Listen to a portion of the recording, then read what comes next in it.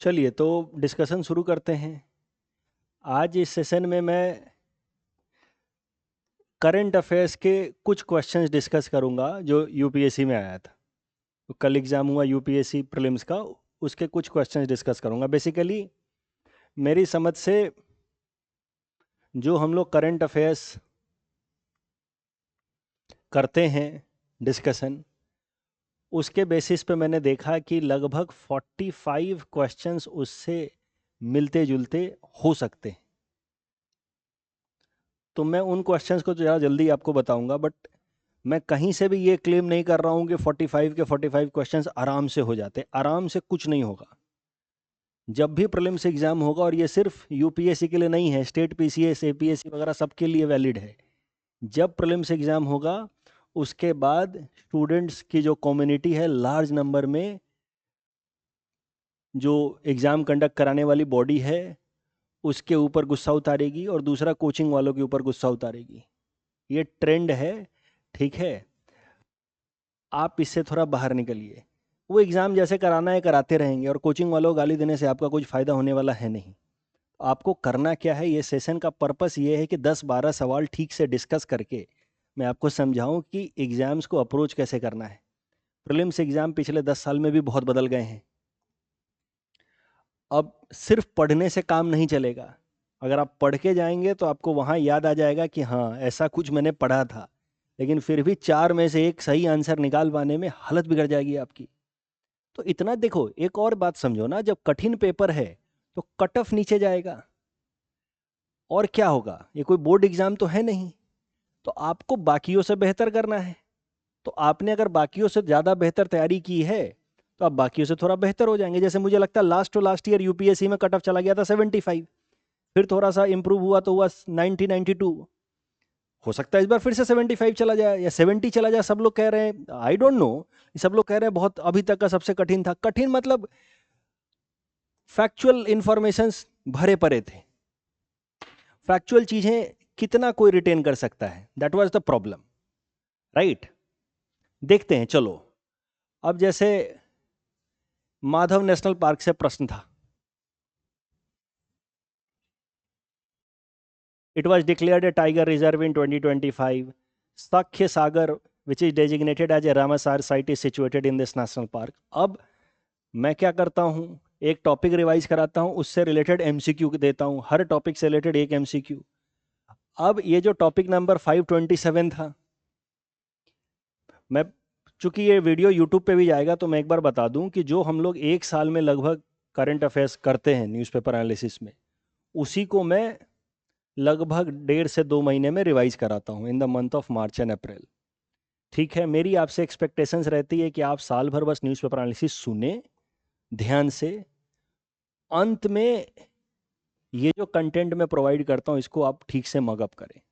और जब मैं टॉपिक देता हूँ तो उसके साथ साथ एमसीक्यू भी देता हूँ, हर टॉपिक से रिलेटेड एक एमसीक्यू। अब now you see, topic number 527 में मैंने यहाँ पे बताया माधव टाइगर रिजर्व के बारे में। माधव टाइगर रिजर्व मध्य प्रदेश में, 9th tiger reserve of Madhya Pradesh. और टॉपिक नंबर 526 से रिलेटेड जो एमसीक्यू दिया था उसमें साख्य सागर वेटलैंड के बारे में था। Are you getting? भाई हर चीज एक जगह दे पाना किसी टीचर के लिए भी पॉसिबल नहीं। अब आपको क्या करना था, एमसीक्यू भी करना था ना साथ में। इसका सही जवाब होगा 1 और 2। ये सिर्फ मध्य प्रदेश में है, राजस्थान में नहीं है ये। ठीक है, देखिए बाद में हम टीचर्स के लिए भी आकर के ज्ञान देना बड़ा आसान है कि देखो इसका, वहां पे सबकी हालत बिगड़ती है। बट अगर आपने ये सारे काम किए हैं तो हो सकता है कि आप बाकियों के मुकाबले थोड़ा बेहतर रिकॉल कर पाए। हम लोग एक जगह असेंबल करके ही तो दे सकते हैं, और हम लोग क्या कर लेंगे, इतने सारे इंफॉर्मेशन है। Are you getting? अब देखो सागरमाला, ये वाला प्रश्न बड़ा था। जहां पे भी इन्होंने बड़ा प्रश्न दिया है ना, वो सवाल आसान था। तो बड़े क्वेश्चन में basically they try to test your temperament. की बड़े सवाल देखते तुम घबरा तो नहीं जाते हो, तुम्हारे हाथ पांव तो नहीं सूजने लगते? सागरमाला प्रोग्राम क्या है ये तो हमने क्लास में डिस्कस किया था, मेरी टाइम इंडिया विजन जब हम लोग डिस्कस कर रहे थे। सागरमाला प्रोग्राम वगैरह हमने डिस्कस किया, पीएम गति शक्ति इनिशिएटिव वगैरह ये सब हमने डिस्कस किया, उसमें भी सागरमाला की बात हुई थी। मेजर पोर्ट्स वगैरह हमने देखे थे। Sagarmala seeks to achieve port led economic growth cost effective, बोले ये तो जेनरिक स्टेटमेंट है, तो सही होना ही है। Success of the Sagarmala program is reflected in significant growth in coastal and inland waterways. Again generic statement है, ये भी सही होना ही है। Sagarmala 2.0 aims to position India as a global maritime innovation hub aligned with Atmanirbhar Bharat, ये भी सही होना चाहिए। ठीक है, जेनरिक बातें, सागरमाला से रिलेटेड अच्छी अच्छी बातें हैं। ठीक है, statement 2 validates the effectiveness of the strategy envisaged in statement 1। Statement 2 कह रहा है कि पोर्ट लेड मतलब कोस्टल एरिया में डेवलपमेंट हुआ, और स्टेटमेंट 1 कह रहा है कि पोर्ट लेड इकोनॉमिक ग्रोथ कराएगा। तो पोर्ट लेड इकोनॉमिक ग्रोथ होगा तो कोस्टल एरिया में इंप्रूवमेंट होगा। ठीक है, तो स्टेटमेंट 2 और 1 एक दूसरे से रिलेटेड हैं। देखो यहाँ पे 3 जेनरिक स्टेटमेंट, ये तो यहाँ पे ज़्यादा टेंशन नहीं है, लेकिन यहाँ पे आपका टेम्परामेंट यहाँ चेक कर रहा है कि अब उसमें भी घुमा रहा है, एक स्टेप के बाद दूसरा स्टेप। ठीक है, तो मिला जुला करके स्टेटमेंट 1 ठीक ही लग रहा है। Statement 3 extends objective of statement 1 by embedding them into future oriented, बिल्कुल 2047 की बात कर रहा है, future oriented. Statement 1 contradicts statement 3 by focusing only on traditional infrastructure, ऐसी तो कोई बात ही नहीं की हुई है, तो स्टेटमेंट 3 गलत है, ये गलत है। ठीक है, स्टेटमेंट 1 एंड 2 सही है। आप समझ रहे हैं, इस सवाल में अदरवाइज दम नहीं था, इस सवाल में ये बेसिकली कॉम्प्रिहेंशन का प्रश्न है। तो आपको क्या करना है, जब पेपर इतना कठिन हो तो आप लोगों को इस तरह की चीजें आपके लिए मतलब बोनस मार्क्स हैं, इनको मिस नहीं करना है। तो फैक्चुअल चीजें रिकॉल तो कर नहीं पाएंगे। असम के बच्चों के लिए ये वाला सवाल तो समझो फ्री हिट हो गया। मतलब असम के बाहर के बच्चे स्ट्रगल कर सकते हैं, आपको तो पता ही है मोएदम्स किस लिए है, और हमने भी तो, चिन्मय सर ने भी 10 बार कराया होगा, मैंने भी कराया है, ये ब्यूरियल सिस्टम का हिस्सा है, ये तो आपके लिए free hit. Western hoolock gibbons. अब देखो मैं हर बार क्या करता हूं, जब कुछ कंटेंट देता हूं, जैसे टॉपिक नंबर, यहाँ पे टॉपिक नंबर लिखा हुआ है फॉर योर रेफरेंस, ये तो आपको पता ही है ना, आप लोग तो क्लासरूम के स्टूडेंट हो, आपको पता है। मैं साथ में इमेज क्यों देता हूं, क्योंकि यू नेवर नो यार, इतने मतलब आरे टेरे प्रश्न आते हैं, 3-3 स्टेटमेंट, इमेजेस से भी कुछ आपके दिमाग में लग जाएगा। ये आपको देख के लग रहा है कहीं से भी हुलॉक गिबॉन की ये गुरिल्ला जैसा भारी भरकम है, नहीं ना। तो इमेजेस देखना साथ में जरूरी है। ये देख रहे हो ना, पैरों पे उछल रहा है, वैसे भी यहाँ लिखा हुआ आर्बोरियल है, मतलब ज्यादातर टाइम पैर पे रहता है, नीचे उतरता नहीं, हमने देखा है। तो पहला दूसरा स्टेटमेंट सही हुआ ना, ये तो जोरहट में है, ये तो आप जानते ही हैं। अगेन असम के बच्चों के लिए तो फ्री हिट बॉल है, होलोंग पर वाइल्ड लाइफ सेंचुरी है बेसिकली, ये तो आप जानते ही हैं। ठीक है, ब्रैंकाइएशन इजली, अब ये सिर्फ ये देकर के रह जाता तो प्रॉब्लम थी, लेकिन इजली स्विंग बिटवीन, तो ये तो सही हो गया। हेवी लाइक गोरिल्ला, यहां से देखो एक बात तो तय हो गई कि स्टेटमेंट 3 गलत है, यहाँ स्टेटमेंट 3 गलत होते, स्टेटमेंट 1 सही है, क्योंकि यहाँ टेंशन हो सकता था आपको कि भाई इंडेंजर्ड था कि क्रिटिकली इंडेंजर्ड था, ये याद नहीं आ रहा। तो थोड़ा तो एग्जाम में अपने आप को अप्लाई करोगे कि स्टेटमेंट 1 पे अपने को सोचना ही नहीं है, क्योंकि स्टेटमेंट 3 गलत है तो 1 सही है। अब सारा मामला आ गया 2 पे, अब 2 सही लग रहा है क्योंकि उछलता कूदता रहता है, तो हो गया जवाब बी। कुछ करना पड़ेगा एग्जाम में, अपने आप को थोड़ा अप्लाई करना पड़ेगा। ठीक है, अब मैनग्रूव्स देखो, अब जैसे हम लोग कह देते हैं कि करंट अफेयर से 50 सवाल हो रहे हैं, फिर इन्वायरमेंट वाला के कहेगा कि मेरे से 20 हो रहे हैं, फिर ज्योग्राफी वाले कहेंगे मेरे से 30 हो रहे हैं, और ऐसे जो इकोनॉमिक्स, ऐसे जोड़ करके 100 से ज़्यादा हो जाएंगे। वो इसलिए क्योंकि करंट अफेयर्स का ओवरलैपिंग भी तो होता है बहुत सारे एरियाज में। Are you getting? इसीलिए आई क्लेम कि करंट अफेयर्स अगर ठीक से करोगे तो 45 से 50 सवाल लग सकते हैं। देखो कोई कहीं नहीं बताता तुमको कि मैनग्रोव जो है वो सलाइन वाटर को फ्रेश में कन्वर्ट कर देगा, उसकी इतनी हैसियत नहीं है। वो बस इतना कर सकता है कि सलाइन वाटर को टॉलरेट कर सकता है। साथ ही साथ जैसे हमने करंट अफेयर्स में भी देखा है कि मैनग्रोव एक तरीके से सील्ड की तरह काम करता है, टाइड्स वगैरह के अगेंस्ट प्रोटेक्ट करता है। जैसे देखो यहाँ पे को शॉक एब्जॉर्बर की तरह काम करता है। Are you getting? ये बताया हमने। तो विथस्टैंड टाइडल सर्जेस, लेकिन बाकी दोनों देखो, salt sensitive roots, filter sea water, making mangroves key to converting coastal land into fresh water, ये मैनग्रोव के हैसियत से थोड़ी ज्यादा ऊंची बात हो गई। Are you getting? Mangrove reduce tidal energy and store fresh water, making them tidal sites ideal for paddy cultivation in saline. ये भी मतलब आप वहां पे कैसे पैडी कल्टीवेशन करते हो? आई एम सेइंग कि these questions are also not easy, but exam में आपको अपने आप को अप्लाई करना होगा। भाई मेरे इन्वायरमेंट वाले टीचर ने, मेरे करंट अफेयर्स वाले टीचर ने, सीधा सीधा इन्वायरमेंट फाउंडेशन में है, कभी टीचर ने ये नहीं कहा कि मरी मनग्रुव की इतनी हैसियत है कि वो फ्रेश वाटर बना दे और वहां पे कल्टीवेशन होना शुरू हो जाए, rice cultivation. Are you getting? अब देखो विजिंजम पोर्ट से रिलेटेड प्रश्न है। विजिंजम पोर्ट मैंने आपको बताया था इंटरनेशनल शिपिंग के लिए मेनली डेवलप किया गया है, केरला में है। ये टॉपिक नंबर 506 में कराया था। अगेन इसमें क्या होगा भाई? Functioning exclusively as domestic. देखो पेपर कठिन था, कहां कठिन था? जहां उसने रैंडम दिया है ना, वो एकदम रैंडम हो गया है कि बताओ इंडियन आर्मी के कॉप्स कहां कहां पे, वो किसी के बस का नहीं है। लेकिन कुछ कुछ सवाल ऐसे थे जहां पे आप अप्लाई अपने आप को कर सकते थे। देखो पुरानी ट्रेंड भी लौट करके आया है, जैसे ओनली एक्सक्लूसिवली वाले वर्ड जनरली गलत होते हैं, तो आप जानते हो ये पिछले 2-3 साल में यूपीएससी ने बंद कर दिया था, लेकिन इस साल 3-4 जगह ऐसा मिला है। ये सब कम से कम अपने को नहीं छोड़ना है। एक्सक्लूसिवली फॉर डोमेस्टिक बोले ये नहीं है यार। वैसे भी देखो यहाँ इमेज बना करके दिया है इंटरनेशनल। मैं बार बार आप लोगों को कहता हूं कि थोड़ा सा ना, जो मैं इमेज दे रहा हूं किस लिए दे रहा हूं, कि आप इमेज को भी देखें। अच्छा इमेज ब्लर्ड हो जा रहा है, ये एक समस्या हुई है प्रिंट। लेकिन आपको मैं क्या उम्मीद कर रहा हूं कि आप जब पढ़ रहे हैं प्रिंटेड नोट से, printed notes is for marking, लेकिन आप साथ ही साथ मोबाइल में या लैपटॉप में खोल के तो देख सकते हैं ना। अरे क्या मेरी बात आप समझ रहे हैं? ये सब इमेजेस लैपटॉप में तो खोल के देखा जा सकता है, मोबाइल में तो देखा जा सकता है, वहां तो दिख रहा है। तो यहां से पढ़ रहे हैं, वहां से ये किस लिए प्रिंट आउट लेना है? ताकि आप मार्क कर पाए। लेकिन इमेजेस देखने के लिए तो फोन का इस्तेमाल करें ना आप। नहीं तो मैं कहां से लेके गया हूं एकदम high quality images? Please understand. तो विजिंजम वाला अगेन सवाल हो जाता, क्योंकि ये स्टेटमेंट गलत है। आप समझ रहे हैं? Bye focusing primarily on passenger cruise, बोले यार ये तो यहां लिखा ही हुआ है इंटरनेशनल कंटेनर, तो ये पैसेंजर के लिए नहीं है, ये मेनली इंटरनेशनल कंटेनर। तो पहला दूसरा तो ऐसे ही गलत हो जाता है। You see just by looking at this. Are you getting? Vizhinjam port मैंने क्लास में बताया कि ये बाकी पोर्ट्स के ऊपर जो मतलब प्रेशर है उसको रिड्यूस करने के लिए है। Are you getting? By leveraging its natural deep draft and strategic location to reduce. अगर पहला दूसरा गलत है तो वैसे भी जवाब मिल जाता अपने को। और डीप ड्राफ्ट वगैरह है, इसी के लिए तो इसको डेवलप किया जा रहा है। मैं बस आपसे ये कह रहा हूं कि सवाल तो कठिन हैं और हर साल कठिन रहेंगे, रैंडम रहेंगे। अब आपके पास दो ही ऑप्शन है, या तो आप बवाल मचाएं या तो फिर थोड़ा अपने आप को फाइन ट्यून कर ले। ये सवाल कठिन था, मतलब वहां कंफ्यूज हो सकते हैं। लेकिन देखो मैंने तीस्ता नदी के बारे में अलग से कराया। तीस्ता नदी मैंने साफ साफ बताया है, तीस्ता नदी टॉपिक नंबर 278 था कि तीस्ता ओरिजिनेट्स इन सिक्किम। बताया है यहां पे कहीं पे नियर चरामू लेक इन सिक्किम, बताया है, पहला ही स्टेटमेंट है।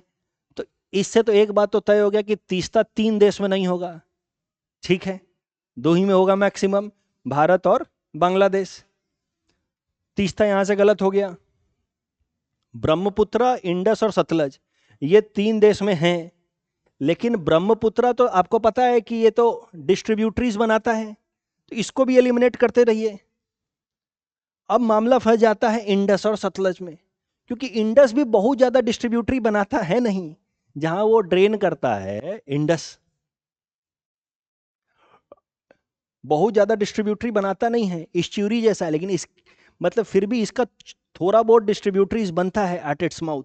यहां पे आपके अंदर आप गलत कर सकते थे। इंडस और सतलज लगभग सारे कंडीशंस पूरे कर रहे हैं। 3 देश, तिब्बतन प्लेटू, ठीक है, does not form distributaries, originate in Tibet Plateau and is an important river for irrigation. It flows through three countries. Antecedent.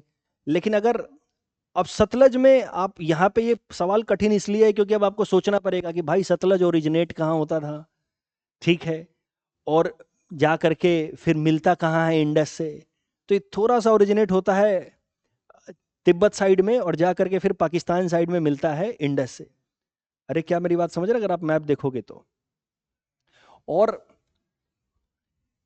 Indus जो है उसको माना जा सकता है कि वो डिस्ट्रीब्यूटरीज थोड़ा बहुत बनाता है, तो इस कारण से सही जवाब इसमें माना जा सकता है Sutlej. But I understand, I agree कि ये मामला इन दोनों के बीच में फंस सकता था। लेकिन आप कम से कम देखिए, यूपीएससी में जब इतना कठिन पेपर आ रहा है, एपीएससी में भी आएगा, आप जब भी 50-50 में कॉन्फिडेंट हैं कि ये दोनों तो नहीं हो सकते, उस क्वेश्चन को आपको अटेम्प्ट करना है, वहां पे थोड़ा सा इंटेलिजेंट गेस आपको लेना है। Are you getting? भाई तीसरा तो तुमको याद होना चाहिए, सिक्किम में ओरिजिनेट होता है, ब्रह्मपुत्रा तो बताइए डिस्ट्रीब्यूटरीज, ठीक है। वैसे इंडस नदी का तो आपको सारे ट्रिब्यूटरीज को ध्यान से देख करके जाना चाहिए, अगर ध्यान से देखोगे तो समझ जाओगे कि सतलज जो है वो तीनों देशों में है। देखो ये सवाल यार मैंने यहाँ इंक्लूड कर दिया है, लेकिन ये भी थोड़ा सा ट्रिकी है, इसको करंट अफेयर्स में मान लेंगे क्योंकि इधर उधर से बात होती है, but I will not consider it as part of news paper analysis या करंट अफेयर्स। उत्तर प्रदेश सबसे ज़्यादा स्टेट्स के साथ बाउंड्री शेयर करता है, ठीक है, और सिक्किम जो है अकेला स्टेट है जो जिस सिर्फ एक Sikkim is the only state that shares it's boundary with just one other Indian state. This statement is wrong.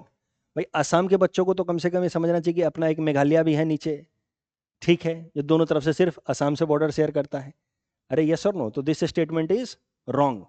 ये रॉन्ग होते ही अपना, अच्छा लेकिन इसमें नॉट करेक्ट ही पूछा है, ठीक है, तो इसका मतलब एक बात तो तय है कि खेल जो है वो सी एंड डी में होगा। असम के बच्चों को तो कम से कम इतना करना चाहिए, मेघालय के बारे में तो सोचना चाहिए, ठीक है। अब सारा खेल आ गया ऑप्शन 2 पे, Rajasthan shares it's longest international boundary amongst all Indian states. I understand कि इसको सिर्फ फीलिंग से जवाब दे पाना थोड़ा कठिन है, क्योंकि राजस्थान सोच के थोड़ा लंबा लगता है, लेकिन सबसे लॉन्ग बाउंड्री जो है वो तो वेस्ट बंगाल की है। Are you getting? तो second statement is also wrong. अरे समझ रहे हो? तो इसका जवाब क्या हो जाएगा? 2 और 3।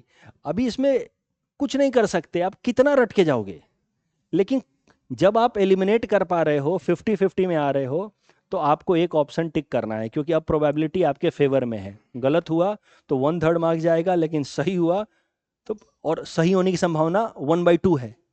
Are you getting? तो आप इस तरह के अगर 15 सवाल टिक करते हैं तो उसमें से 50-50 सही होगा, ठीक है, 50% गलत होंगे, 50 सही होंगे, क्योंकि आप उसमें भी इंटेलिजेंट गेस लेकर के कर रहे हैं। तो ओवरऑल आपको मार्क्स का फायदा होगा। ये डोयांग लेक वाला तो सिंपल सा, ये अगेन इजी आ गया, ठीक है, ये तो सीधा सीधा हो रहा है। अरे इसमें तो कोई डिस्कशन वाली बात नहीं है, इसमें तो बेवजह का डोयांग लेक वगैरह नाम में दे दिया, ये सब अंदर पूछता तो फिर भी अपना कुछ फायदा होता। अपन तो डोयांग लेक वगैरह सब पढ़ चुके हैं। हाँ, इट कन्फर्म्स देखो ये तो हमने बार बार देखा है ना, परमानेंट रुकते थोड़ी है, तो स्टॉप ओवर है। डोयांग लेक का नाम ही है क्या, स्टॉप ओवर। ये तो हाँ, Doyang lake is stop over for, रुकते हैं कुछ दिन के लिए। देखो अगेन इस प्रश्न को देखो, national mission for sustainable agriculture से रिलेटेड हमने बात की थी। अभी हर सवाल एकदम एज इट इज बोला हुआ नहीं आएगा, लेकिन थोड़ा सा सोचो। इनकरेज मोनोकल्चर, भाई मोनोकल्चर कोई नहीं प्रमोट करना चाहता कि सिर्फ एक ही, क्योंकि उससे क्या है, सॉइल की सेल्फ फर्टिलिटी भी खराब होती है, और साथ ही साथ हेल्थ के ऊपर भी नेगेटिव इंपैक्ट पड़ेगा। हम हेल्थ के लिए भी तो हमें क्या चाहिए, डाइवर्सिटी ऑफ क्रॉप चाहिए। Are you getting? तो rain fed area increase rice cultivation. Rain fed area में कब से राइस कल्टीवेशन होने लगा? राइस का मतलब ही है वाटर लॉगिंग, ये सब तो पढ़ा हुआ है ना, तो राइस अलग से मैंने पढ़ा है, कुछ तो अपने आप को अप्लाई करोगे। I am not given reference of everything, I have talked about national mission of sustainable agriculture, we have talked about rice, rice requires water logging, ठीक है। रेन फेड एरिया क्या है आप जानते हैं, जो mainly dependent on rain, irrigation facility ज्यादा नहीं है। तो second statement also becomes wrong. अरे यस और no, first and second if becomes wrong, what you get, ठीक है ना। मुझे लगता है ये सब तो आपने भी किया ही होगा। ये अगेन आसाम का टॉपिक था, ये आपने बार बार ओइको टैक्स सर्टिफिकेशन। देखो यहाँ पे मैं पहले ही बता दूं, मैंने ऊपर में रेफरेंस दिए हैं, ज्यादातर रेफरेंस जो हैं वो मैंने newspaper analysis and current affairs revision के दिए। ये वाला टॉपिक ना थोड़ा पहले न्यूज में था, 2024 में न्यूज में था। ये अकेला ऐसा टॉपिक है जिसको मैंने कहा कि 2024 में मैंने कराया था, लेकिन आसाम के बच्चों के लिए मुझे लगता है ये फिर भी इंफॉर्मेशन ऐसा है जो आप सबको पता ही होगा। ओइको टेक्स आप सुनते रहते हैं, आसाम टॉपिक्स में भी सुना होगा। अरे ठीक है, स्ट्रेट ऑफ हॉर्मुज वाला तो कर पाए, इसमें कोई दिक्कत नहीं है। इंटरपोल आया। अब कई सारे बच्चों ने मुझे कल मैसेज किया है कि सर आपने इंटरपोल कराया तो, लेकिन ये इमेज ब्लर्ड दे दिया, हम इस कारण से ये नहीं कर पाए। देखो मैंने क्लास में बार बार बोला था कि ब्लैक मतलब मरा हुआ आदमी, याद है ना? क्लास भी तो देखनी होती है भाई। टीचर आपके सामने आकर के नाच गाना कर रहा है, डांस कर रहा है, कुछ चीजें आपके दिमाग में सेटल कराने के लिए। अनआइडेंटिफाइड बॉडी बताया था, तो कम से कम एक तो हो जाता। ठीक है, सी आप यहां पे तो आ जाते, कम से कम 50% में तो आ जाते। और भाई साहब मैं कहां से लाऊं high quality HD image? I just expect you to look on your laptop also for the images. ये है प्रिंट करने के लिए, नोट्स लेने के लिए, ताकि तुम आराम से बाद में बोल बोल करके रिवाइज कर पाओ, लेकिन इमेजेस के लिए इसका इस्तेमाल कीजिए। ठीक है, ये तो सीधा सीधा आ गया ना। ध्रुव 64 एज इट इज पहला ही स्टेटमेंट है, होम ग्रोन 1 गीगा हर्ज 64। Are you getting? 1 गीगा हर्ज 64 DIR V5 प्रोग्राम, ये तो पढ़ाया कराया था, सीधा सीधा आ गया।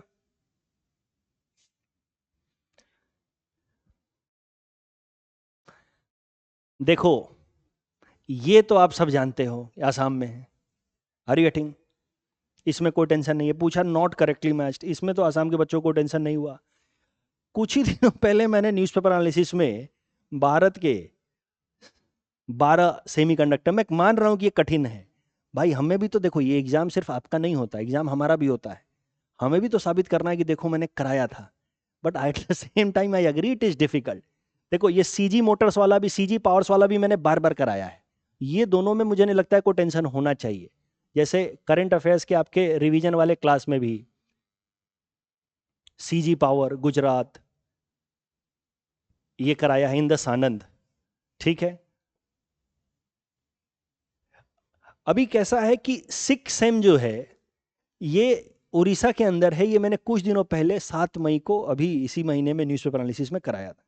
ठीक है, अब मुझे नहीं पता कि आप याद कर पाए या नहीं, या रिकॉल कर पाए या नहीं कर पाए, लेकिन एटलीस्ट ये दोनों तो हमने बार बार किया है। अगेन 50% पे तो आ ही जाते। देखो मुझे सिर्फ साबित करने की बात आ जाए तो मैं साबित कर दूंगा बेटा, मैं इतना इनसेंसिटिव आदमी नहीं हूं, मुझे पता है कि वहां हालत बिगड़ जाती है चीजों को रिकॉल करने में। लेकिन जो चीजें ऑब्वियस हैं उनको तो कर सकते हो ना, जिनको मल्टीपल टाइम्स किया हुआ है। देखो भारत फोरकास्ट सिस्टम के साथ प्रॉब्लम क्या हुआ है। भारत फोरकास्ट सिस्टम मैंने न्यूज़पेपर एनालिसिस में कराया 27 मई को पिछले साल। वहां पे मैंने साफ साफ लिख करके दिया कि इसको डेवलप किया है, ये 12 किलोमीटर के रेंज में वेदर फोरकास्टिंग कर सकता है। It has been developed by IITM Pune. Are you getting? गलत हुआ। अब यहां पे 12 किलोमीटर मैंने लिख करके दिया, यहां पूछ रहा है पंचायत क्लस्टर लेवल पे। ये स्टेटमेंट सही है, थोड़ा सा उसको अप्लाई करना होगा। But these questions will come considered as थोड़ा सा डिफिकल्ट वन। ठीक है, बूंग सीधा सीधा है, इसमें तो तीनों स्टेटमेंट एज इट इज दिया हुआ है। ठीक है, ये याद है ना मैंने डे 60 को कराया था ये सब बूंग तीनों। ब्लॉकचेन टेक्नोलॉजी भाई ये सीधा है, रिकॉर्ड्स स्टोर्ड इन डेटाबेस में be made visible to relevant stake holders without risk of alteration, याद है ना? Copies of entire database are stored on multiple computers on a network syncing with in seconds. ठीक है, बोले पहला statement तो पक्का सही है, रिस्क ऑल्टरेशन ये तो मैंने बताया था। Consortium blockchain is blend of public and private blockchain allowing selective. बोले यार ये थोड़ा भारी भरकम लग रहा है, बोले रुक जाओ, सही भी हो सकता है गलत भी हो सकता है, I did not said that. लेकिन आप सोचिए थोड़ा सा अपने आप को अप्लाई भी तो करेंगे, ये सही है गलत है आप नहीं कर पा रहे। Mathematical algorithm make it impossible to change और delete any data once recorded and accepted. देखो इसमें ना थोड़ा सा, पहला स्टेटमेंट तो सही है लेकिन पहले स्टेटमेंट से कुछ खास फायदा हो नहीं रहा है। Copies of entire database are stored on multiple computers on network syncing with in seconds, ये भी हमने देखा तो था क्लास में, तो ये भी तो देखा था कि बहुत सारे लोग एक साथ क्रॉस चेक कर सकते हैं लेकिन ऑल्टर नहीं कर सकते। सेकंड स्टेटमेंट भी करेक्ट है। ठीक है, फोर्थ स्टेटमेंट जो है ना वो ट्रिकी है, because of this word impossible, लेकिन कोई ऑप्शन नहीं मैच हो रहा है। क्या मेरी बात समझ रहे हो? 1 और 2 जैसा कोई ऑप्शन नहीं है। Fine, 1 is correct, 2 is correct, fine. अगर 1 एंड 2 ओनली भी होता, 1 2 एंड 4 होता तो हम फंस जाते। लेकिन यहाँ पे मुझे लगता है, बाकी तो यूपीएससी 31 तारीख के बाद फाइनल ये देगा, ठीक है।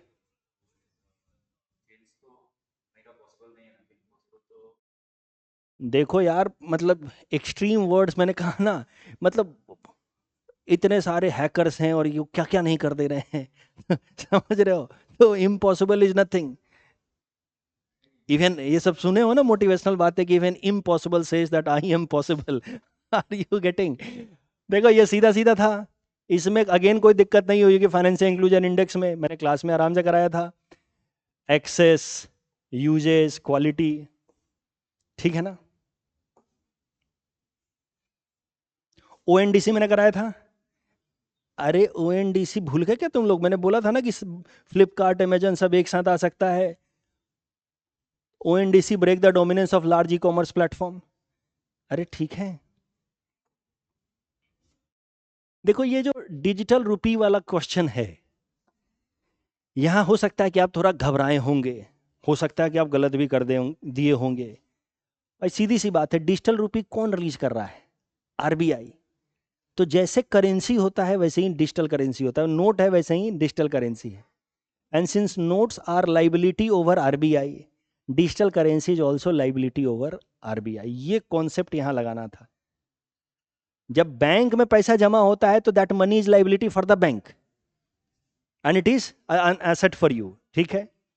when digital currency is released by RBI, it is a liability not on the bank। क्योंकि डिजिटल करेंसी में क्या होता है, एक वॉलेट होगा, वॉलेट मतलब digital currency just like physical currency, it's just in digital form. तो physical currency is considered as a liability on RBI कि मैं धारक को 500 रुपये अदा करने का वचन देता हूं, अगर कहीं कुछ और नहीं लेता है तो मेरे पास आना, I am liable to pay you back. So physical currency is equivalent to digital currency. Are you getting? मैं मानता हूं ये कठिन है। यहाँ पे पूछा ना कि इनमें से कौन नॉट करेक्ट है। Both cases UPI and digital currency are liabilities lies with the user and their respective bank. ये यहाँ जाकर के गलत हो जाता है, क्योंकि digital rupee is liability over RBI. Are you getting? UPI is real time payment system but digital rupee is akin to sovereign paper currency. ये स्टेटमेंट तो सही लग रहा है, ठीक है। In case UPI settlement for and users happens instantly as the money gets immediately debited और credited, but in case of digital rupee there is no settlement as the wallet balance gets transferred to another wallet. अब देखो ऐसा कुछ हमने पढ़ा नहीं था, I agree यहाँ पे कि एक में इमीडिएट सेटलमेंट हो जाता है, एक में नहीं होता है। Are you getting? UPI transactions are recorded by banks and reflected in bank on the statement, but in case of digital rupee no data is captured in the bank statement। ये भी हो सकता है कि आपको लगे क्योंकि we do not have real experience of using digital wallet, we use UPI। Are you getting?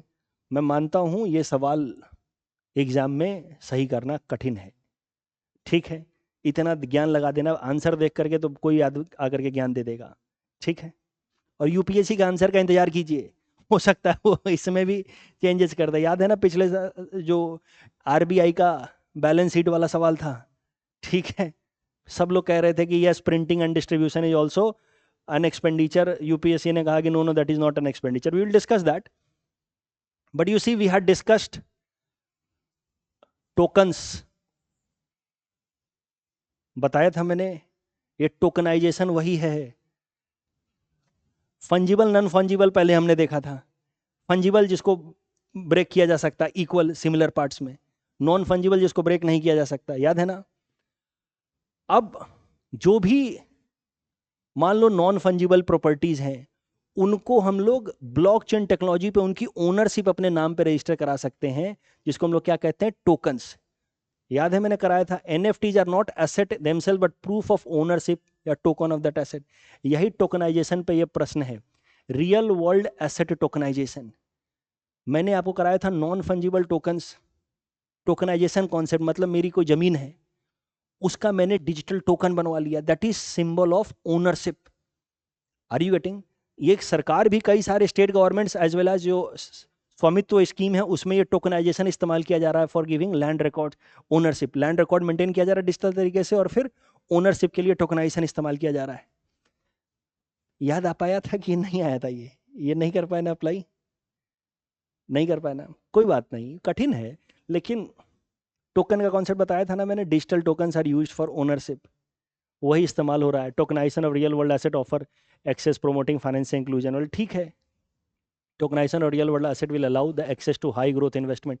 यहाँ जानते हो हुआ क्या है, बस जिस बच्चे को भी ये याद आ गया कि यस टोकन होता क्या है, ये वाला स्टेटमेंट खाली याद आ जाता कि दीज टोकन्स, मैंने नॉन फंजिबल चीज़ों के लिए टोकन्स का कॉन्सेप्ट बताया था, बट जनरल टोकनाइजेशन वर्ड मैंने नहीं डिस्कस किया, but I hope you could have applied, I just hope. ठीक है, ownership of the asset indicator है, अरे याद आ रहा है। तो इसमें तीनों स्टेटमेंट सही है। क्राउड आउट तो यार हमने कई दफा डिस्कस किया है, तो सिंपल प्रश्न था, इसमें कोई टेंशन ही नहीं है, इसका जवाब बी होगा। अगेन ये भी सरल है, ये कर सकते थे, rare earth and critical minerals, इसमें सीधा सीधा कहां से पकड़ना था, modern technology innovation include AI, ये तो सही है यार, जेनरिक स्टेटमेंट है। मॉडर्न टेक्नोलॉजीज में रेयर अर्थ एलिमेंट ज़्यादा इस्तेमाल होते हैं। China highest share in mining of, ये तो मैंने बताया था, लेकिन फॉलोड बाय इंडिया में तुम फंस जाते कि भाई ये गड़बड़ लग रहा है, चाइना तो आगे है, इंडिया कहाँ से आगे, इंडिया तो बहुत पीछे है। Are you getting? Government of India launch national critical mineral mission to establish robust framework for self reliance in the critical mineral sector, ये भी ठीक लग रहा है। ठीक है, rare earth elements are set of 13 metallic elements. देखो rare earth मैंने 2 जगह कराया है, अरे 13 कहाँ है, 17 था ना, लैंथेनाइट टू मैंने बताया था ना। रेयर अर्थ मैंने देखो एक बार अलग से भी कराया है यार, हाँ मैंने कराया है, लैंथेनाइट सीरीज वगैरह पूरा बताया था। देखो अब ये सब जो है ना बहुत कठिन प्रश्न है, क्योंकि वहां पे याद आ पाना कठिन है कि 13 है कि 14 है। ठीक है,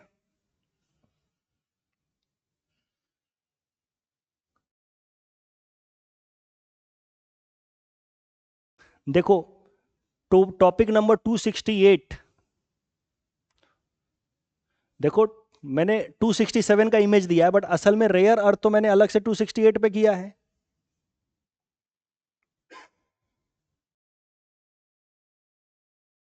फिफ्टीन लैंथेनाइड, ठीक है, and then स्कैंडिनियम and yttrium.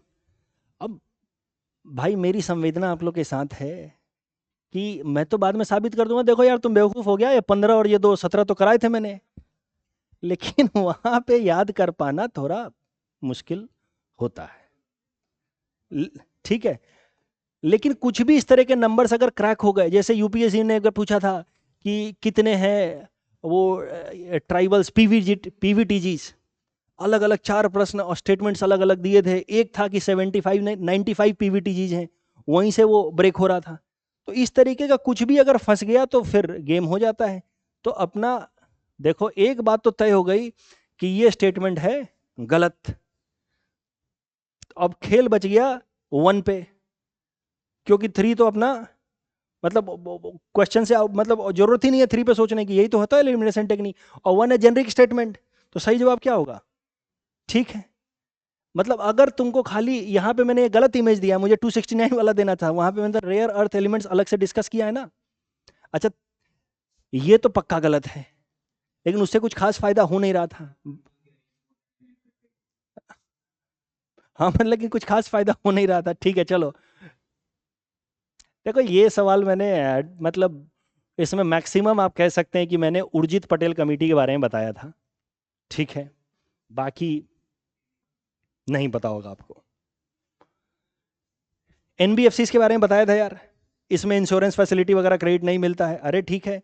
NBFC फंसाने वाला स्टेटमेंट था खाली ये, क्योंकि मैंने कहा है कि NBFC are registered with regulated by RBI, ठीक है ये मैंने बोला है, लेकिन यहाँ स्टेटमेंट क्या, all the NBFC are operating India to be registered with RBI. ठीक है, यहाँ पे अगेन एक एक्सट्रीम वर्ड है। अब बोले यार यहाँ रुक जाओ, NBFC can not accept demand deposit, बोले तो ये तो बात तो एकदम सही है, अरे ये तो बोला है मैंने। ठीक है, टाइम डिपॉजिट ले सकता है, डिमांड डिपॉजिट नहीं ले सकता, यहाँ तो बैंक और एनबीएफसी में कंपैरिजन किया था मैंने। अब यहां से अपन यहां आ गए, लेकिन कुछ खास फायदा हो नहीं रहा है अभी भी। या तो 4 सही है, नहीं तो 2 और 3 सही है। अब 4 देखो, deposit insurance facility, deposit insurance facility by DICGC is not available for NBFCs। ये मैंने बताया है बार बार कि बैंक में अगर तुम पैसा जमा करते हो तो 5 लाख रुपए तक तुम्हारा सिक्योर्ड है, इंश्योर्ड है, लेकिन NBFCs में इंश्योर्ड नहीं है। ये देखो, ये जो इमेज था उसमें भी यहाँ पे ये अगेन कटा हुआ दिख रहा है, deposit insurance not insured in DICGC for NBFC लिखा हुआ है, ये नंबर में मैंने कराया था। तो देखो, फर्स्ट स्टेटमेंट इज करेक्ट, वहां पे यू आर 100% श्योर। अब you have to choose between 4 या 2 and 3। Correct answer will be what? 1 and 4। अरे क्या मेरी बात समझ रहे हो? ये स्टेटमेंट गलत क्यों, क्या जानते हो? Because of all, because there are some NBFCs that are not regulated by RBI। ठीक है, most of them are regulated but not all. ये एल्काइर फोस्टर मेथोडोलॉजी साफ साफ मैंने लिख करके दिया था। अरे ये कर दिया कि नहीं कर दिया बताओ? बहुत ये किया ना, अल्काइर फोस्टर मेथोडोलॉजी, ठीक है, ग्लोबल मल्टी डायमेंशनल पॉवर्टी निकालने के लिए। साफ साफ यहाँ मैंने लिख करके दिया था कि नीति आयोग वाले में 12 है और ग्लोबल वाले में 10 है। नीति आयोग ने क्या किया? 2 नए इंडिकेटर्स ऐड किए, maternal health and bank account. ये क्या कहता है? Maternal health and bank account are common in both. गलत हो गया ना ये? जैसे ही ये गलत होता है अपना खेल आ गया या तो A या D में, यानी कि स्टेटमेंट 2 तो सही है, देखना ही नहीं है, स्टेटमेंट 1 भी सही है। ठीक है, तो स्टेटमेंट 2 अगर तो वैसे तो किया ही हुआ है, लेकिन स्टेटमेंट 2 तो हमको नहीं भी याद होता तब भी तुम कर लेते हैं। देखो यहां पे अगेन तुमको LLMs का कॉन्सेप्ट अप्लाई करना था। ठीक है, कि LLM लार्ज लैंग्वेज मॉडल्स होते क्या है, we have discussed about LLM and SLM के बीच में हमने डिस्कस दिया। SLMs are what? Specific task कर सकता है, जैसे कि चैटबॉट वगैरह। LLMs क्या है? मल्टीपल टास्क कर सकता है, अलग अलग तरीके का इनपुट ले सकता है, अलग अलग तरीके का आउटपुट दे सकता है। अब आप देखो, जैसे मैं आपके साथ सहानुभूति रख रहा हूं, आप भी हमारे साथ रखिए कि एज इट इज हर एक स्टेटमेंट में पहले बोल दूं, ये किसी भी इंसान के लिए संभव नहीं है। लेकिन LLM का कॉन्सेप्ट सिखाया तुम्हें। LLM assign probabilities to the next possible words and then pick one of the with the highest probability। ये आपको मतलब ये स्टेटमेंट सही है। आप पढ़ोगे भी तो आपको लॉजिकली अंदर से लगेगा कि वो हर कंटेंट बनाने से पहले हर एक वर्ड पे सोचता है कि यहाँ बेस्ट पॉसिबल क्या हो सकता है। Are you getting? LLM processes data through mathematical optimisation to minimise prediction error. ये भी स्टेटमेंट सही है। अच्छा, कुछ नहीं तो यहां से तो पकड़ते ही थोड़ा सा AI के बारे में। अनबायस्ड कैसे होगा भाई? उसको जो डाटा दोगे उसी हिसाब से तो। ग्रॉक वगैरह को तो जानते हो तुम, गाली भी बक देता है। Are you getting? तो तीसरा स्टेटमेंट तो गलत है। Are you getting? तीसरा स्टेटमेंट अगर गलत है तो we are reduce down to these two. ठीक है ना? And if we are reduce down to these two, then अब सारा खेल जो आपको स्टेटमेंट 2 पे सोचना है, क्योंकि 1 तो करेक्ट है, स्टेटमेंट 2 इज ऑल्सो करेक्ट। मैं बस ये आपसे कह रहा हूं कि हर स्टेटमेंट आपको एज इट इज क्लास वाला आ जाए, नॉट पॉसिबल। अगेन देखो, अब ये सब प्रश्न नहीं छोड़ा जाता है भाई। तुमको स्टील्थ का मतलब पता है? स्टील्थ टेक्नोलॉजी का पता है? मतलब दुश्मन के रडार से बचना। Are you getting? Stealth technology वगैरह हमने इसके बारे में बात की थी, लेकिन चलो ये जनरल कॉमन सेंस का सवाल है। थोड़ा देखो, stealth objects have very small radar cross section are coated with radar absorbing material. बोले ठीक है, मतलब रडार से रिलेटेड जो भी रेडिएशंस आ रहे हैं उनको वो एब्जॉर्ब कर लेता है। ठीक है, क्योंकि अगर रिफ्लेक्ट किया ना तो रडार तो कैप्चर कर लेगा, रडार का काम ही है। Are you getting? रडार का तो काम ही है। Stealth objects can be detected using specific frequency. बोले यार स्पेसिफिक फ्रीक्वेंसी, बोले ये ठीक लग रहा है वैसे, मतलब स्टील्थ को 100% तो स्टील्थ हो नहीं सकता। ठीक है, लेकिन एक बार पढ़ते हैं। Stealth objects are coated with materials या meta materials to increase the scattering of electromagnetic radiation. तुमको यहां इसको पकड़ना चाहिए कि भाई स्टील्थ आइटम्स तो चाहते हैं ज्यादा ज्यादा एब्जॉर्ब करो, ना कि स्कैटर करो। स्कैटर करोगे तो पकड़े जाओगे। अरे क्या मेरी बात समझ रहे हो भाई? डोंट एक्सपेक्ट कि हम लोग आपको एज इट इज ये स्टेटमेंट भी दे दें। हम कहां से? उसके लिए पेपर लीक कराना पड़ेगा। ठीक है, लेकिन स्टील्थ टेक्नोलॉजी क्या होती है वो तो आप समझ रहे हैं। तो वो एब्जॉर्ब ज्यादा करता है, ये तो हमने डिस्कस किया, रेडिएशन कम करता है। सो नाउ ये गलत है। अब सेकेंड स्टेटमेंट पे आपको सोचना है। अगेन ये आप थोड़ा सा कॉमन सेंस लगाओगे तो आपको पता चलेगा कि कोई भी टेक्नोलॉजी पूरी तरीके से स्टील्थ नहीं हो सकती, किसी ना किसी फ्रीक्वेंसी पे कभी ना कभी तो कैप्चर होगी। तो मेरे हिसाब से जवाब होगा सी। आई एम नॉट सरप्राइज्ड, अगर आई विल नॉट बी सरप्राइज अगर यूपीएससी ए ऑप्शन दे दे तो, अगर यूपीएससी दे दे तो भी मैं, लेकिन मेरे हिसाब से सी होना चाहिए। Are you getting? लेकिन कम से कम 50% तो कर पाए। देखो ब्लैक बॉक्स हमने डिस्कस किया था, ये सवाल बड़ा खतरनाक सा है, क्योंकि ब्लैक बॉक्स तो जनरली हमने डिस्कस किया क्या होता है क्या नहीं, लेकिन ब्लैक बॉक्स अब मैं साबित कर दूंगा कि देखो यहाँ स्टील और टाइटेनियम लिखा है, स्टील और टाइटेनियम, स्टेटमेंट 3 सही है। बोले कि सर हमको इतना याद कैसे रहेगा? टाइटेनियम तो याद रहना चाहिए, क्योंकि टाइटेनियम ब्लैक बॉक्स का मतलब ही है कि प्लेन के पिछले हिस्से पे लगा रहेगा और एक्सीडेंट के बावजूद भी वो मेंटेन रहे। इसमें जानते हो गेम कहाँ है? They carry beacon emitting red light pulses, game यहां है, क्योंकि ये स्टेटमेंट है गलत, ये स्टेटमेंट है गलत, क्योंकि मान लो कि सी किसी ओशन वगैरह में क्रैश कर गया, अब लाइट से कुछ नहीं पता चलेगा वहां अल्ट्रा, देखो एक फ्रीक्वेंसी रिलीज करता है अल्ट्रासोनिक साउंड, ठीक है, अल्ट्रासोनिक अल्ट्रासाउंड सिग्नल रिलीज करता है, ना कि लाइट देता है। तुम ही बताओ अगर कोई प्लेन क्रैश कर जाए ओशन में और उसमें छोटा सा लाइट जल रहा हो, उससे ढूंढ पाओगे? नहीं ना, लेकिन अल्ट्रासोनिक साउंड के मदद से हम लोग ढूंढ पाते हैं। तो बेसिकली ये क्रैश करने के बावजूद भी 30 दिन तक अल्ट्रासोनिक साउंड रिलीज करता है। ये सवाल कठिन है, ब्लैक बॉक्स होता क्या है सब कॉन्सेप्ट जानने के बावजूद भी एग्जाम में अगर मैं भी बैठा होता तो मुझे भी लग सकता था कि यार ये भी होगा क्या, क्या पता साउंड के अलावा लाइट भी होता होगा। दे रिकॉर्ड, ठीक है।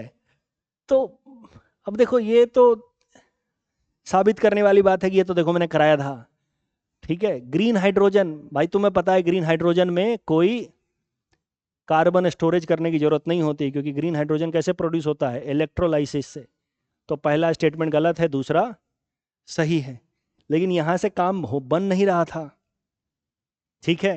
पहला गलत कर दिया, पहला गलत कर दिया तो ये निकल गया। अब आपको तीसरे पे फिर भी फैसला लेना ही था कि तीसरा सही है या गलत, क्योंकि खेल आ गया यहां पे। ये स्टेटमेंट सही है, एज इट इज दिया हुआ है green national green hydrogen mission में, ठीक है। अब आप जो दिमाग लगाएगा वो अगेन यही वाला लॉजिक इस्तेमाल करके सोचेगा कि हाइड्रोजन का, ग्रीन हाइड्रोजन का क्लाइमेट चेंज ग्रीन हाउस से कोई लेना देना नहीं है, बट असल में ये लिख रहा है कि अगर ग्रीन हाइड्रोजन का हम ज़्यादा ज़्यादा इस्तेमाल करेंगे तो release of green house gases को रिड्यूस किया जा सकता है। This statement is correct. Are you getting?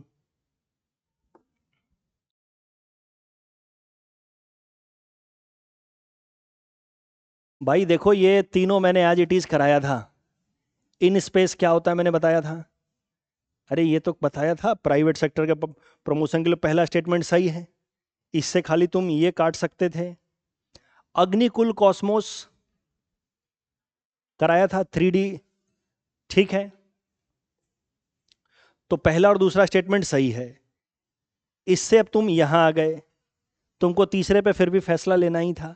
मैंने यार स्काई रूट एरोस्पेस के लिए ये बताया था, India's first privately built rocket, GSLV का कोई लिक्विड फ्यूल बनाया, ऐसा कुछ तो मैंने नहीं बताया था, ठीक है। लेकिन हो सकता है वहां आप जोश में आ जाएं कि यार लगता है ये भी बनाया होगा, बट ऐसा कुछ नहीं बोला था, ठीक है। करेक्ट आंसर इसका है सी। अरे ये तो किया था ना हमने, इन स्पेस तो देखा ही है, ये तो सब जानते हैं। अग्निकुल में भी जानते हो, स्काई रूट को लेकर के खेल खेल दिया इसने कि ये लिक्विड फ्यूल उसने बनाया है, लिक्विड फ्यूल वगैरह जीएसएलवी का इसरो ने खुद बनाया है, ठीक है।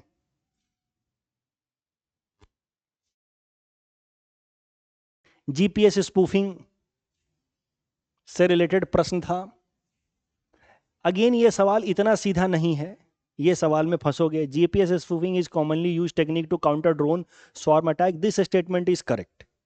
और ये हमने दो जगह किया था, एक जगह जीपीएस स्पूफिंग किया था जब इंद्रजाल पढ़ रहे थे हम लोग डिफेंस वाले में, तो वहां मैंने बताया था कि ये जीपीएस स्पूफर्स का इस्तेमाल करता है, anti drone defence system, right, anti drone defence system है भारत का इंद्रजाल, और ये जीपीएस स्पूफर इस्तेमाल करता है। Individual drones in swarm can communicate with each other in the swarm.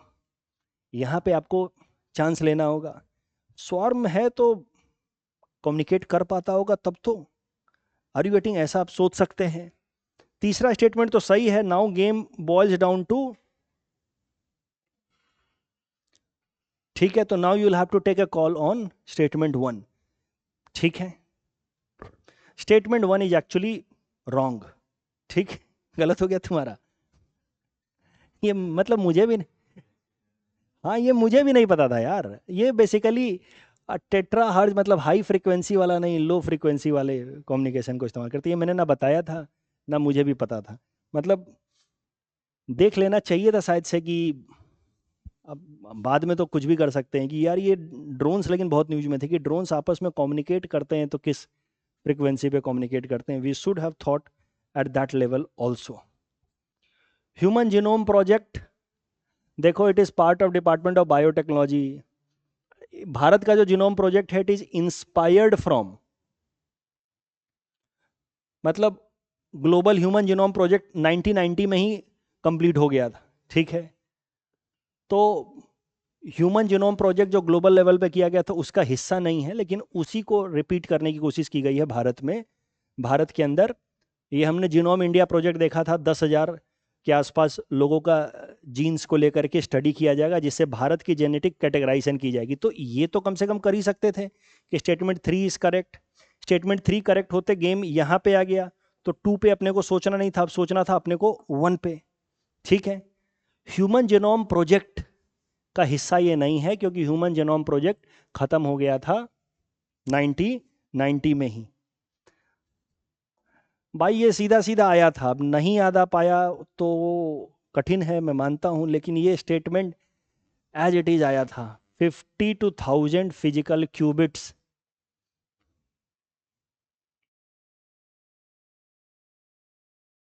And 4 thematic hubs, ठीक है, रिसेंटली हमने देखा है, अरे ठीक है, तो दोनों स्टेटमेंट सही हैं। समुद्रयान मिशन बस एक स्टेटमेंट से ब्रेक हो रहा था, Samudrayaan mission ministry of earth sciences, वैसे भी तुमको सोचना चाहिए कि यार ये शिपिंग वगैरह कहाँ करेगा Samudrayaan mission, are you getting, अगर तुम देखो तो अगर तुमको पता चल गया कि पहला स्टेटमेंट गलत है, ठीक है, जवाब आ गया। ऐसा जब भी बड़ा आसानी से जवाब मिल जाए तो एक बार यहाँ जरूर चेक कर लेना, ठीक है। तो मैंने कहा ना कि करंट अफेयर्स वाला तो कहेगा ही कि 50 सवाल आया, लेकिन सिर्फ करंट अफेयर्स से नहीं आता है, वो ज्योग्राफी में भी वो बातें होती हैं। नाउ यू सी, ये सवाल ना मतलब ओ क्या बोलता है रहमान डकैत कि बड़ा कसाई नुमा होता है, देखो ये खाली 2016 और 18 में खिल गया है, बाकी आई एक्सपेक्ट, मैं तो कहूंगा यार याद रखो, मैंने तो बताया था rights of person with disability act 2016 में लाया गया, पुराने वाले को बदल करके 2016 में लाया गया था, 18 में नहीं। बाद में मार्क पॉइंट आउट करना बहुत आसान है, एग्जाम में हालत बिगड़ जाती है, आई अग्री। सुगम्य भारत अभियान हमने किया था यार एक्सेसिबिलिटी प्रमोट करने के लिए, फर्स्ट स्टेटमेंट गलत होते ही वी गेट द आंसर, खेल सारा ये है।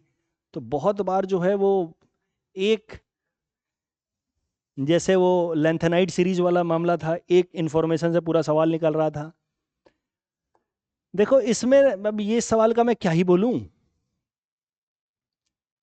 ये AMTM जो है वो 5th शेड्यूल हो रही है तो 6th शेड्यूल है, तो पहला स्टेटमेंट तो गलत है, लेकिन ऑप्शन में बड़ा खतरनाक खेल खेला इन्होंने, ठीक है। There are 2 correct statement that includes statement 2, there are 2 correct statement that, इसको तो काट देना क्योंकि पहला तो गलत है सीधा सीधा, there is only 1 correct statement, all the 3 statements are correct, कम से कम 50-50 में तो आया खेल, आर यू गेटिंग। तो देखो इसमें दूसरा स्टेटमेंट जो है वो सही है, the constitution of India provides for reservation of seats in panchayat for women belonging to SC and ST।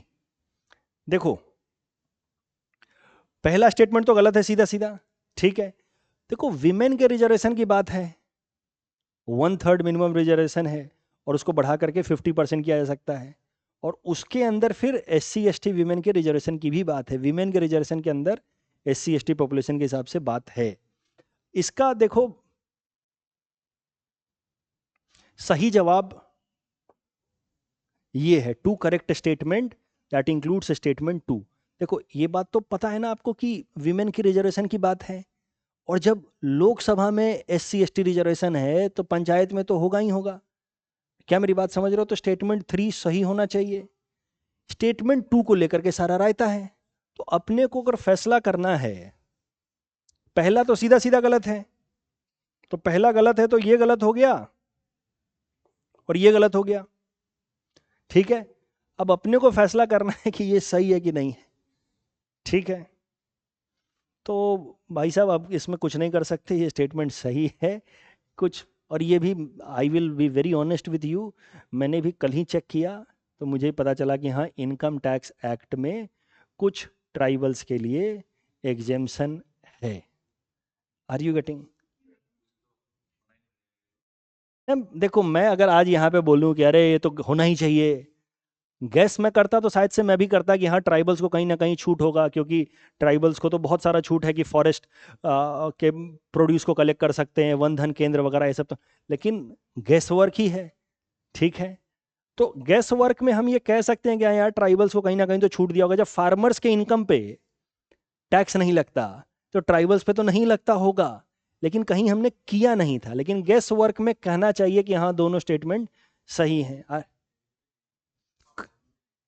मैं तो बोल रहा हूँ यार कि मैंने कहीं बोला नहीं, ठीक है। अरे ये सवाल तो सीधा था, स्टार्ट क्वेश्चन अनस्टार्ट क्वेश्चन। देखो मिस्टर सुदर्शन चक्र, इसमें देखो एक्सट्रीम स्टेटमेंट वाला सवाल। वैसे तो इस सुदर्शन चक्र से रिलेटेड ये स्टेटमेंट सही है, 2035 तक किया था हमने सुदर्शन चक्र। ये गलत हो गया तुम्हारा, ये ऑल के कारण गलत हो रहा है ये, कि यार सारे पब्लिक प्लेसेस को कैसे प्रोटेक्ट कर देगा, how is that possible? Are you getting the mission being? बाकी तो दोनों जेनरिक स्टेटमेंट है, एयर डिफेंस सिस्टम है। देखो यार इंडिया AI समिट में कुछ बच्चों से गलती हुई है, आप लोग प्लीज ये सब भी पढ़ा करो। मैं तो क्लास में पढ़ के जाता हूँ, आप लोगों का ध्यान सिर्फ इस पे रहता है। इंडिया AI समिट से देखो रिलेटेड मैंने क्या बोला था, 7 चक्रा यहाँ लिखा हुआ है, ये किया था कि नहीं किया था? कर दिया था, चलो गुड। 7 चक्रा वाली बात सही है, ठीक है।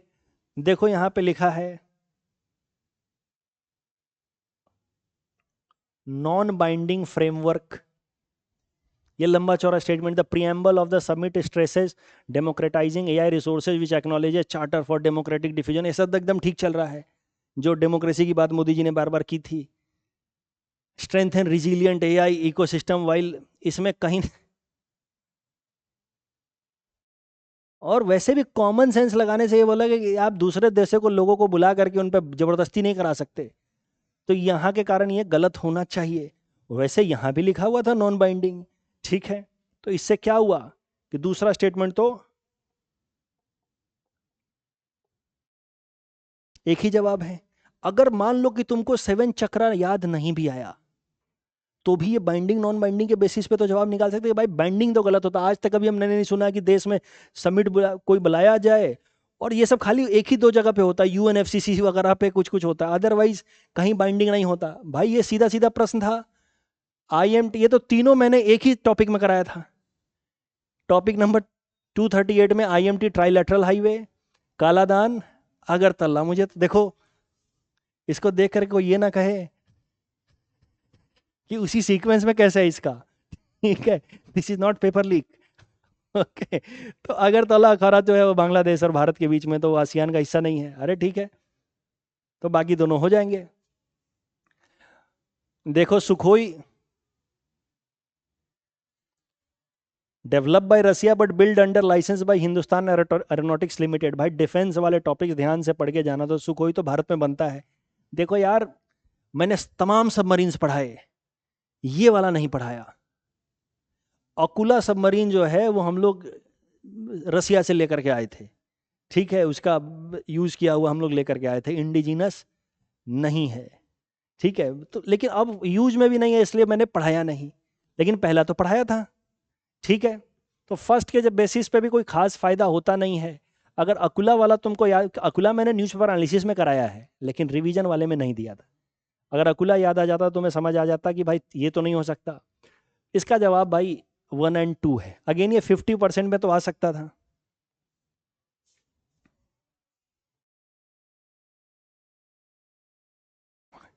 इतनी बदतमीजी की है यहाँ पे यूपीएससी ने। हमने कितने मेहनत से बिम्स्टेक का energy centre in Bengaluru and BIMSTEC centre for climate change in Noida, ये दोनों कर लिया। मैंने ये बाकी दोनों छोड़ दिया यार जानबूझ करके कि जो भारत में है वही तो देखें, बच्चों को अनड्यू बर्डन क्यों दिया जाए, जो सेंटर भारत में है वही रटाया जाए। तो मैंने क्लाइमेट चेंज वाला कराया, ठीक है। क्लाइमेट चेंज कहाँ है? नोएडा में है। एनर्जी सेंटर कहाँ है? बेंगलोर में है। अब आप सोचोगे चलो कोई बात नहीं, इसी से कर लेते हैं कि बी का 2 होगा, सी का 1 होगा। अब ये 2 जगह फंसा दिया। तो इतना जानने के बावजूद भी, ठीक है, मामला 50-50 पे ही फंस रहा था। आपको बाकी दोनों भी जानना ही होता। इसका सही जवाब सी है, ठीक है। यानी कि बिम्स्टेक कल्चरल इंडस्ट्री थिम्पू में। अब कई कोचिंग वाले जानते हो क्या करेंगे? बोलेंगे कि आपको सोचना चाहिए, कॉमन सेंस की बात है, कल्चर वल्चर की बात है तो बूढ़ा नहीं होगा। ठीक है भाई, ये बदतमीजी है। एग्जाम में कर पाना थोड़ा कठिन होता है।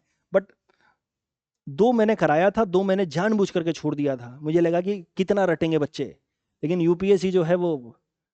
और आप ये सोच रहे हैं ना कि एपीएससी आपके साथ रहम करेगा, वो करने वाला है नहीं। देखो ये सवाल सरल था, एक बच्चे ने ये गलत कर दिया यार, मुझे बड़ा गुस्सा आया। भाई जर्मनी तो कम से कम कोर है, हाँ? नहीं, जर्मनी तो होगा ही होगा। और जर्मनी अगर होगा यूरोपियन यूनियन का हिस्सा, तो एक ही तो बन रहा है। अरे क्या मेरी बात, स्विट्जरलैंड वैसे भी तुमको पता है कि न्यूट्रल रहता है। अब देखो, मैंने एनालिसिस की सिर्फ करंट अफेयर से,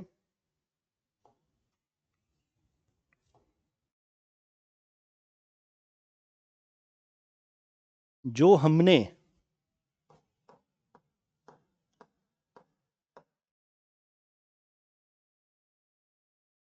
मैं अगर यूपीएससी के लिए बात करूं नेक्स्ट ईयर को बात ध्यान में रखते हुए, ठीक है, तो आज है 25 मई 2026। अगले साल 23 मई 2027 को है यूपीएससी प्रीलिम्स। अगर सब कुछ ठीक रहा, भगवान तबीयत मेरी ठीक रखेगा, तो 22 मई तक मैं न्यूज़पेपर एनालिसिस करूंगा, ठीक है। प्लस मार्च और अप्रैल महीने में मैं साल भर का रिवाइज करा दूंगा, और अंत का 1 महीना तो मैं मिसलेनियस की तरह रिवाइज करा दूंगा।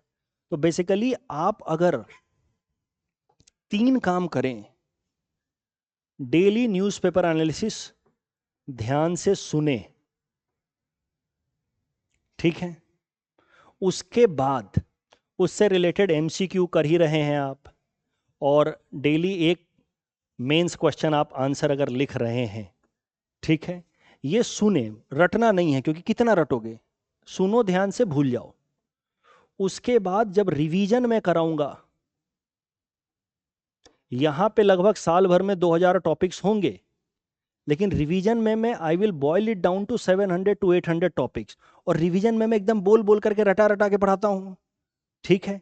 रिवीजन कराते वक्त जब 700 टॉपिक्स में कराऊंगा तो 700 एमसीक्यू भी कराऊंगा मैं। आपको ये भी करना है साइड बाय साइड, ठीक है। अगर आप इतना करोगे तो लगभग 50 सवाल आएंगे करंट अफेयर्स के, जैसे हर साल हुए, इस साल भी हुआ। और ये आरे टेरे सवाल हर साल होंगे। अब आपके ऊपर है कि आप यूपीएससी को गाली दो, हमें गाली दो, या सुधर जाओ, ठीक है। 50 में से, अच्छा, मेरे पढ़ाए हुए लगभग 45 आए हैं, मैंने अभी जो आपके सामने दिखाया 45 क्वेश्चन। 10 सवाल ऐसे थे जो मतलब एकदम रैंडम है, उनको करंट अफेयर्स में माना जा सकता है, मैंने दिखाया नहीं आपको। आर्मी कॉर्प्स कहाँ कहाँ है, अब जिसको पता है कोई दीमापुर का है तो है, नहीं तो नहीं पता। अब देखो नोबेल प्राइज फिजिक्स में, मैंने क्लास में बोला है कि नाम नहीं पूछते, मैंने बोला है कि नाम मत रटो, टॉपिक रटो। देखो, और मैंने आपको क्वांटम टनलिंग वगैरह सब सिखाया, और क्या पूछ दिया, नाम। और सिर्फ नाम भी नहीं पूछा, पूछ लिया कि बताओ कहाँ जन्म हुआ और कहाँ अब पढ़ा रहा था। भाई ये सब सवाल नहीं हो सकता। और यूनाइटेड नेशन का जो मिशन पूछा है, वो ये नहीं कि लेबनान वाला पूछ ले जो न्यूज में है, 2010 का पूछ रहा है, 2003 का पूछ रहा है, वो सब सवाल नहीं हो सकता। तो ठीक है, अगर मान लीजिए कि 45 क्वेश्चंस हैं, उसमें से 10 तो ऐसे आरे टेरे रहेंगे ही कि आप ये भी कर लोगे तब भी नहीं होगा। 45 अगर आप ध्यान से सुना है, मेरे साथ रिवाइज किया है, तो 45 में से आप 30 पे सर्टेन हो सकते हो, और 15 पे आप 50-50 आ सकते हो, जो मैंने आपके सामने अभी दिखाया। ठीक है, ये 15 में से भी आपको 7 के मार्क्स तो मिलेंगे। ठीक है, मान लीजिए 3 गलत हो गया, मतलब 8 गलत हो गया, 3 के 2 सवाल के मार्क्स कट गए, तो मतलब 5 सवालों के मार्क्स तो आप निकाल सकते हैं। ठीक है, अगर 50-50 किया, इंटेलिजेंट गेस तो करोगे, तो 30 अगर सही कर दिया और 5 ये निकाल दिया, यहां पे 35 सवालों से अगर तुमने 70 नंबर निकाल दिए, हमने नेगेटिव एलिमिनेट कर लिया है, अगर तुमने 70 निकाल लिए तो बाकी तुमको देखो, ज्योग्राफी में भी कुछ कुछ सरल सवाल हैं, ठीक है, हिस्ट्री के भी कुछ ना कुछ तो मिल ही जाते हैं सरल। हिस्ट्री कठिन आया लेकिन कुछ तो मिल ही जाता है, मतलब 70 to 90 का तुमको रास्ता तय करना है। ठीक है, और ये कैसे हो सकता है, जब अपार्ट फ्रॉम करंट अफेयर्स आप जनवरी से ही खूब सारा टेस्ट दें। आपको समझ आ रहा ना, मामला जो है वो टेम्परामेंट का भी है। भारी भरकम सवाल आते हैं आपके हाथ जो सागर माला, ये वो ये 1 2 3, अरे पढ़ो तो सागर माला वाला कितना सरल सवाल था। तो ये पूरा का पूरा एनालिसिस 2 कारणों से है। एक, अगर आप नेक्स्ट ईयर की तैयारी कर रहे हैं तो आपको क्या ध्यान रखना है, और अगर आप एपीएससी को भी टारगेट कर रहे हैं 5 जुलाई को, तो ध्यान रखिए वो इससे ज्यादा आपके साथ खेल सकता है, इस बार ज्यादा मूड में होगा आपके साथ खेलने के, और हो सकता है वो सागर माला टाइप ज्यादा प्रश्न दे। अब तो उनको हिंट्स भी मिल गया होगा कि अच्छा ये भी कर सकते हैं क्या। अभी तक क्या आ रहा था, यूपीएससी ने सिखाया था only 1 statement is correct, only 2 statement is correct. अब उन्होंने नया सिखा दिया कि पहले 4 स्टेटमेंट दो, फिर उस 4 स्टेटमेंट के बेसिस पे 4 स्टेटमेंट बनाओ, फिर उसके बेसिस पे ऑप्शन दो। अब यूपीएससी भी करेगा। So it's matter of practice. मैं कितना भी आपको रटाता रह जाऊं, एग्जाम में आपका होगा क्या कि ये रेशियो बिगड़ जाएगा। अगर आप ठीक से प्रैक्टिस नहीं करोगे, आप खूब प्रैक्टिस करोगे, तो ये रेशियो ये रहेगा। इवन मैं भी करता ना, तो 45 10 सवाल मेरे से भी नहीं होते। ठीक है, वो आर्मी कॉप्स वगैरह नहीं होते, और 30 पे मैं कॉन्फिडेंट होता, क्योंकि भाई मैं रिवाइज करके जाता ना, और लेंथेनाइट सीरीज वगैरह ये सब कर देना है आपको, सागर मागला वगैरह ये सब कर देना है, समुद्रयान वगैरह ये सब कर देना है, मत्स्य। तो 30, ये 15 में मैं भी फंसता, 50-50 के आगे मैं नहीं जा पाता। अगर आप ठीक से प्रैक्टिस नहीं करोगे तो ये रेशियो रिवर्स हो जाएगा, आप सिर्फ 15 सही कर पाओगे गारंटेड तरीके से, और 30 पे आप मैक्सिमम 50-50 पे आ पाओगे। क्या मेरी बात समझ रहे हो। और फिर जो है ये 15 + 5 का मामला हो जाएगा, आप आ जाओगे 20 पे, 20 × 2 हो गया 40। ये समझ रहे हो, 30 नंबर मेकअप करना नामुमकिन हो जाएगा। तो करंट अफेयर्स को एकदम रिवाइज करना है, और रिवाइज करने का सिंपल सा देखो, मैंने जो बताया है वो भी ध्यान रखना। 1 जून को मैं जब क्लास लूंगा तो भी मैं बताऊंगा, अगर 2 बच्चे हैं प्रिंट आउट लेकर के पूछ पूछ के रटो। अबे चल बता, बिम्स्टेक का कहाँ था क्लाइमेट चेंज वाला सेंटर, बिम्स्टेक का बताओ, ये कल्चरल तो चलो मैंने दिया भी नहीं, ये बताओ लेंथेनाइट सीरीज में कितने ये एलिमेंट्स हैं। पूछ पूछ करके रिवाइज करो, 2 लोग पूछ पूछ करके एक दिन में 150-200 टॉपिक्स रिवाइज करो। एक बार भी अगर तुमने सुना हुआ है ना एग्जाम से 15-20 दिन पहले, तो वहां फंसोगे नहीं। ठीक है, और उसके अलावा खूब सारा टेस्ट लगाओ, टेस्ट लगाने से तुम्हारा टेम्परामेंट डेवलप होगा। फाइन, मैं फिर से बता दूं, मेरा एक ही मकसद है कि मैं जब इतनी मेहनत कर रहा हूं तो मेरे स्टूडेंट्स भाई यूपीएससी भी क्लियर करें। आज के टाइम में यूपीएससी में सबसे बड़ा ऑब्स्टेकल हो गया है प्रीलिम्स। ठीक है भाई, मैं प्रीलिम्स में करा रहा हूं जो चाहिए। अब मेरा जो कंटेंट है, ये जो मैंने आपको दिखाया, 55 में से 45, 45 में से लगभग 30 मैंने आपके सामने एनालिसिस किया है। 50 में मामला 50-50 का है, 15 में। अब आप बाकी किसी से भी कंपेयर कर लेना, हमारा स्ट्राइक रेट अच्छा ही है। और 700 में 40-45 सवाल आ जाना 700 टॉपिक में, ये मजाक नहीं है, ये बहुत अच्छा स्ट्राइक रेट है। लेकिन मल्टीपल टाइम्स रिवीजन, कम से कम 5-6 बार रिवीजन चाहिए। ठीक है, और ये सब बातें इसलिए हैं ताकि मैं चाहता हूं कि मेरे स्टूडेंट, अगर आप मेरे स्टूडेंट हैं और मेरा न्यूज़पेपर एनालिसिस आप फॉलो कर रहे हैं, तो पूरी तरह से मुझ पर रिलाई कीजिए, ट्रस्ट मी। फिर 10 सोर्स पे जाने की जरूरत नहीं, उससे आप डिस्ट्रैक्ट होंगे। मेरा स्ट्राइक रेट बाकियों से अच्छा ही रहेगा, खराब नहीं रहेगा। रीजन सिंपल है, ये मामला जो है वो इंटेलिजेंस का नहीं है, कंसिस्टेंसी का। एंड यू नो कि मैं रोज काम कर रहा हूँ। आज ही जैसे सुबह मैंने न्यूज़पेपर एनालिसिस में बोला, एक बच्चे ने कह दिया अरे साल भर में 2000 टॉपिक होता है, हम कैसे रिटेन करें। बात तो सही है। अरे भाई, तो 2000 टॉपिक को तुमको सुनना है पहले फर्स्ट राउंड में, सेकेंड राउंड में उसको कंपाइल करा के मैं दे रहा हूँ, फिर तुमको एमसीक्यू अटेम्प्ट करना है, फिर तुमको टेस्ट में अटेम्प्ट करना है। इतना जब करेगा तो 55 में से 45 वाला रेशियो और 45 में से 30-15 वाला हो जाएगा। उससे बेहतर स्ट्राइक रेट नहीं हो सकता, इतना आपको करना पड़ेगा। So please trust me, even UPSC is doable. I will not से इजिली डुएबल, ऑफ कोर्स इतना काम करना है, बट मेरा स्ट्राइक रेट अच्छा है यार। अगर मेरे साथ तैयारी कर रहे हो तो प्लीज फॉलो माई कंटेंट 100%, इससे हो जाएगा। बशर्ते जनवरी से ही अपन पूरी तरह से टेस्ट अटेम्प्ट करने लगेंगे। फरवरी और मार्च में ही, इस बार फरवरी में ही रिवीजन शुरू कर देंगे, राइट आफ्टर बजट। बजट के बाद तुरंत डिस्कस करेंगे और मार्च तक में पूरा रैपअप करके रख देंगे। क्या मेरी बात समझ रहे हो? 23 मई से पहले, अगर यूपीएससी की बात हो रही है तो 23 मई से पहले पूरी तरह से तैयार हो जाएंगे। और जो मैंने आज सजेस्ट किया, टेम्परामेंट को डेवलप कीजिए, वो एपीएससी के लिए भी आप लोगों को डेवलप करना होगा। नहीं तो 5 जुलाई को फिर रोते हुए आएगा। और मैं आज ही कह रहा हूं कि 5 जुलाई को भर भर के गालियां पड़ेंगी, खूब मीम्स बनेंगी, क्योंकि मीम बनाने वाले लोगों का काम ही यही है। APSC has gone mad, SPM could not do anything. I am ready for that. लेकिन हमें गाली दे करके, एपीएससी गाली दे करके आपका कुछ फायदा होने वाला है नहीं। आपको बस बाकियों से बेहतर होना है। तो अगर एपीएससी ने 50 अंगर बंगर प्रश्न पूछ दिए, 50 तो काम के पूछे, उस 50 में से जिसने अगर 40 करा दिए, वो आपके लिए एडवांटेज है। क्या मेरी बात समझ रहे हैं? तो इतना ही है। बाकी 1 जून को हम लोग मिलेंगे रिवीजन के लिए, ठीक है? और मई महीने वाला रिवाइज करेंगे। जाइए, थैंक यू।